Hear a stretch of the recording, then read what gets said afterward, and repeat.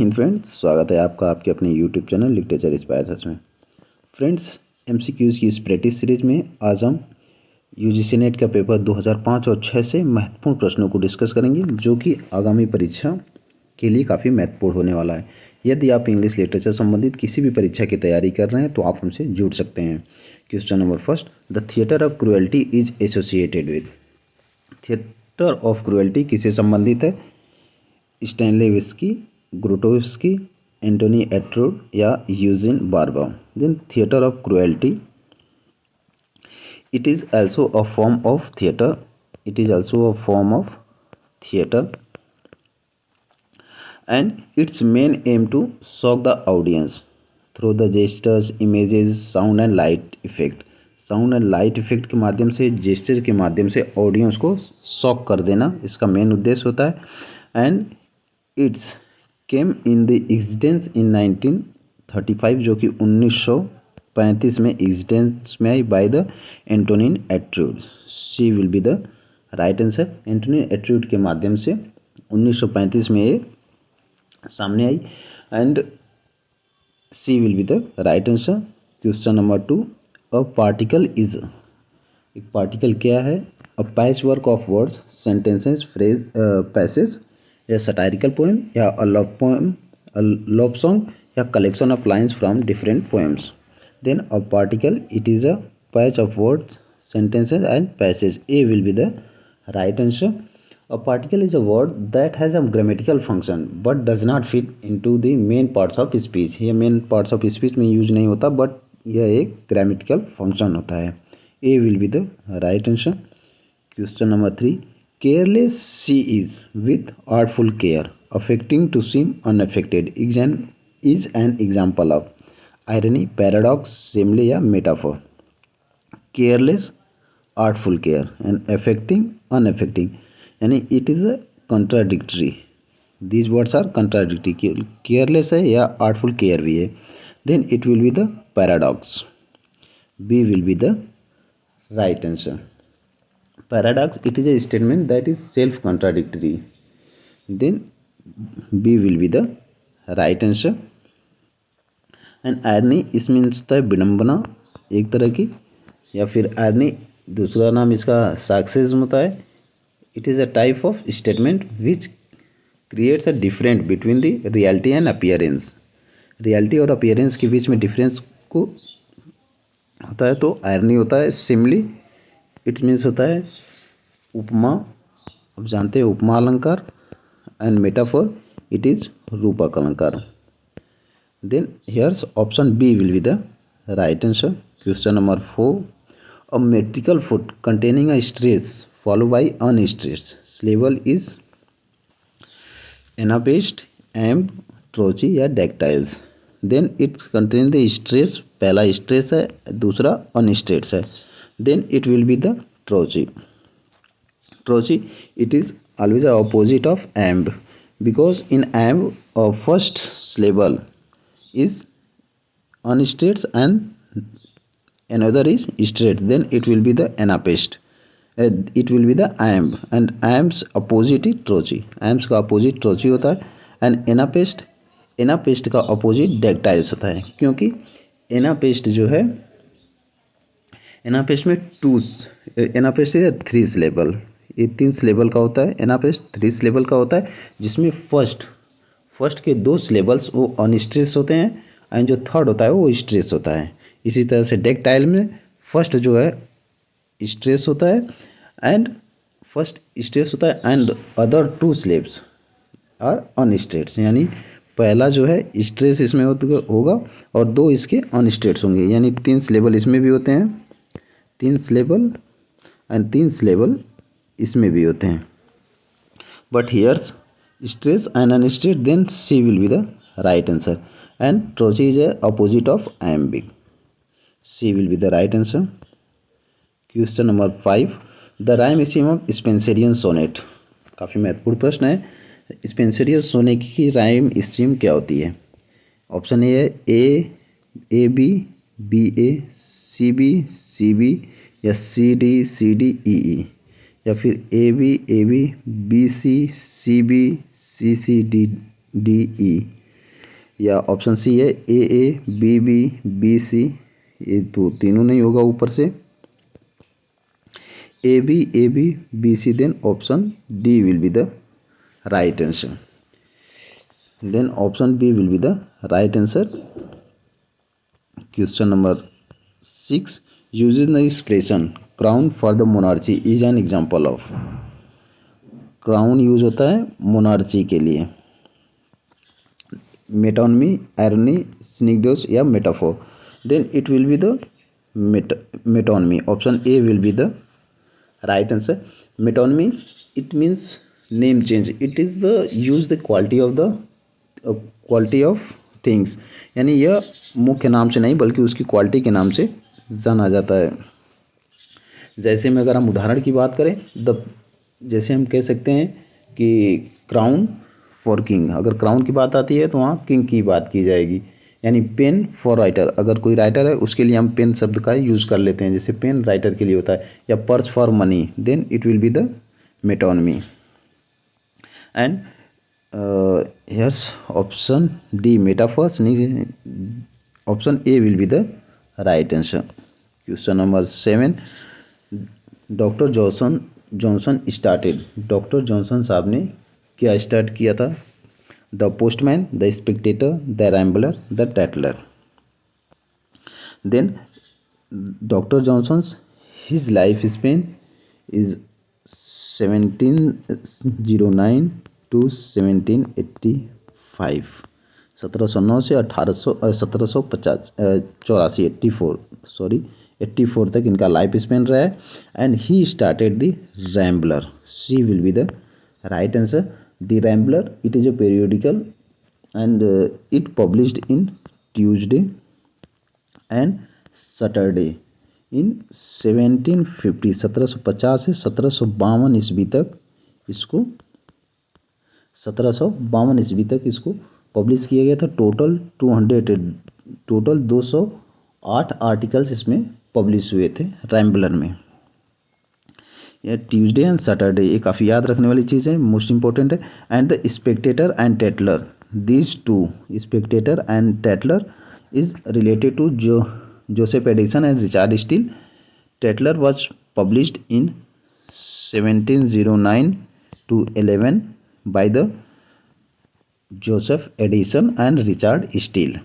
And the Spectator, it came in the existence in 1711 to 12. 1711 से 12 के बीच में स्पेक्टेटर आया, लेकिन जो टैटलर था वो 1709 से 1711 के बीच में Joseph Addison and Richard Steele के माध्यम से पब्लिश किया गया था. But here Doctor Johnson, then the Rambler will be the right answer. Option number C. Question number 8. The author of Ars Poetica is. Ars Poetica के author कौन है? Plato, Horace, Virgil या Aristotle. Then Ars Poetica it's another name is the art of poetry. इसका दूसरा नाम है art of poetry. It is by the Horace. B will be the right answer. It in century 19 BC, 19 BC के आसपास इसको publish किया गया था. 19 ईस्वी के आसपास इसको लिखा गया था होरेस के द्वारा. B will be the right answer. Question number 9.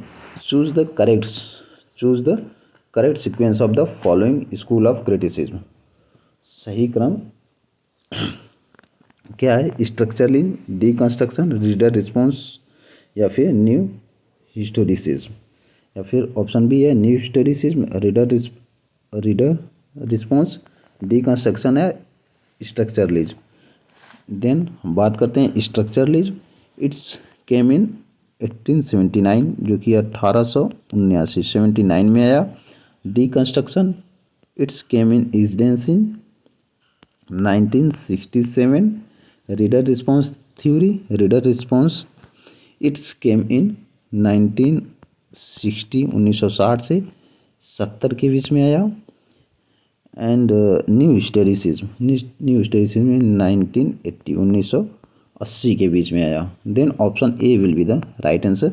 It is a most important structure in 1879 में, डी कंस्ट्रक्शन 1967 में, न्यू रीडर रिस्पॉन्स 1960 to 70 में, 1960 से 70 के बीच में, एंड न्यू स्टोरीज 1918 में।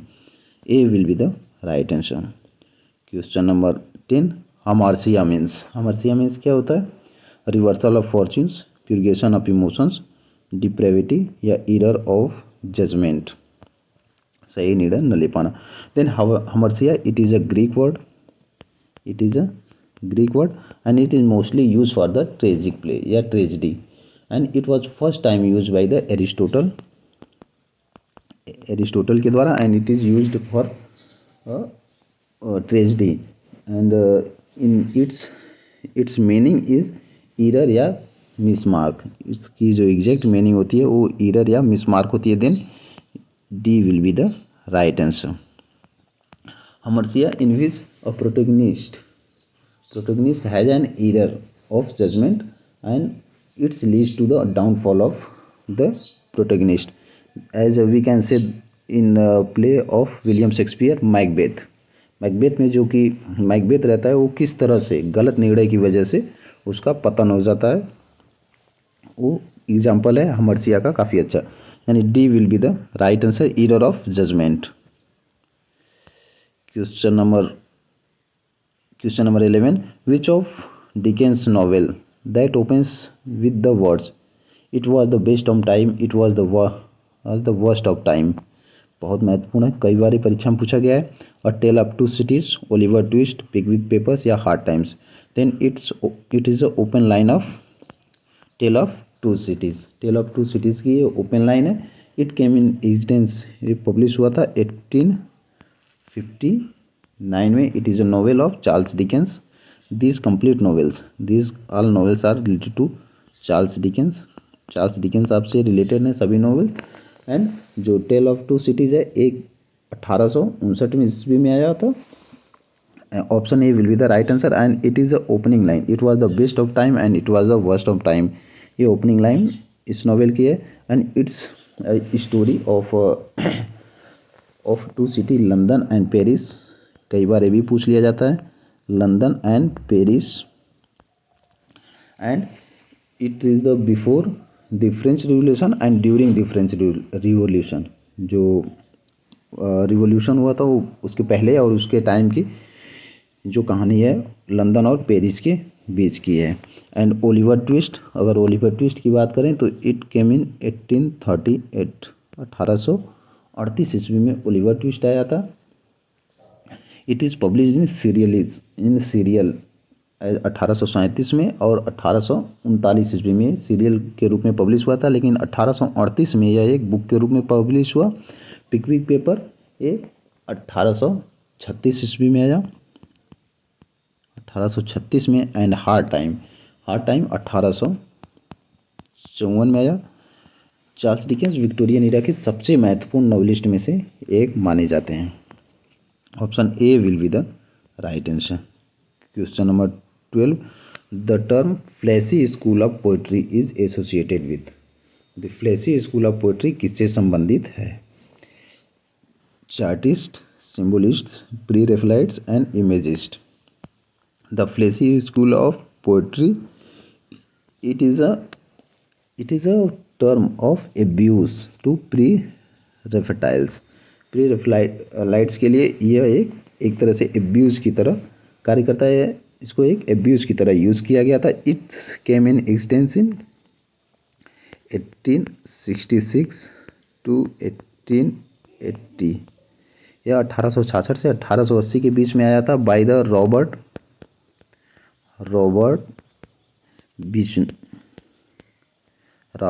ब्यूचनन के द्वारा आया था। Robert Buchanan, it was a Scottish poet and critics, जो कि एक स्कॉटिश राइटर थे, कवि और क्रिटिक थे, जो इन्होंने प्री रेफ्टाइल्स के लिए एज अ एब्यूज इसको यूज किया था। एंड इट वाज इन अ इससे type. Then C will be the right answer. Question number 13, the line the sea is calm tonight occurs in बहुत महत्वपूर्ण, Tennyson's mutes Arnold's Thyrsis, Tennyson's the Lotus सीटस, the Arnold's Dover Beach. Then she is came tonight, it is came from the Arnold's Dower Beach. D will be the right answer. Dower Beach, it is a lyric poem which was published in 1867 in a collection of new poems. New poems के collection में इसको publish किया गया था, डावर बीच को. D will be the right answer. And the question number 14, the term Gothic category of fiction also applies to. Gothic किसके लिए apply किया जाता है? फिक्शन के अलावा, फिक्शन के साथ साथ या और किसके लिए अप्लाई होता है? आर्किटेक्चर, पेंटिंग्स, थिएटर या music. Then first of all gothic. Gothic it means होता है हॉरर. हॉरर, घोस्ट, विचेज, इस तरह की जो स्टोरीज होती हैं जिसमें इनका रोल होता है चुड़ैले या भूतों का, उस तरह के नॉवेल्स को या फिर उस तरह के लेखनी को जो एक डरावने से, डर से संबंधित होती हैं, उनको गोथिक फिक्शन का गोथिक नाम दिया जाता है. इसमें and it is also applies to the architecture, जो कि अप्लाई होता है आर्किटेक्चर के लिए. अगर गोथिक की बात करें तो इट्स टर्म सबसे पहले होरेसियो वॉलपोल के द्वारा आया था. उनकी एक famous work the castle of Otranto. The castle of Otranto. Castle of Otranto में इन्होंने सबसे पहले गोथिक्स वर्ड का यूज़ किया था, गोथिक को यूज़ किया था. विथ केम इन 1764, जो कि 1764 ईस्वी में आया था. And it is Gothic also applies for the architecture. A will be the right answer. Question number 15. The line a man can be destroyed but not defeated appears in. एक मनुष्य डिस्ट्रॉय हो सकता है लेकिन डिफीट नहीं हो सकता. कहाँ से अपीयर है? For whom the bell tolls, the old man and the sea, the snows of Kilimanjaro, the sun also rises. These are the novels of Hemingway, and the above line is taken from the old man and the sea. B will be the right answer. For whom the bell tolls, it was came in 1940, 1940 में. The old man and the sea, it was in 1952, and the snow of Kilimanjaro in 1936, and the sun also rises in 1926. ये 1926 ईस्वी में publish हुआ था. But in 1952 the old man and the sea was published, and the above line is taken from that. Then option B will be the right answer. It is a short novel by the American novelist Ernest Hemingway जी की अगर बात करें तो इनका life span 1899 से 1961 तक था. And in 1954 Ernest Hemingway got the Nobel Prize for the Old Man and the Sea. 1954 में इसको नोबेल प्राइज से भी नवाजा गया था. यह एक अमेरिकन नोवेलिस्ट. यहाँ पे B will be the right answer. Hope आपको कुछ इससे बेनिफिट मिला होगा अगर इस सेशन से, तो आप हमसे जुड़ सकते हैं. Thanks for being with us.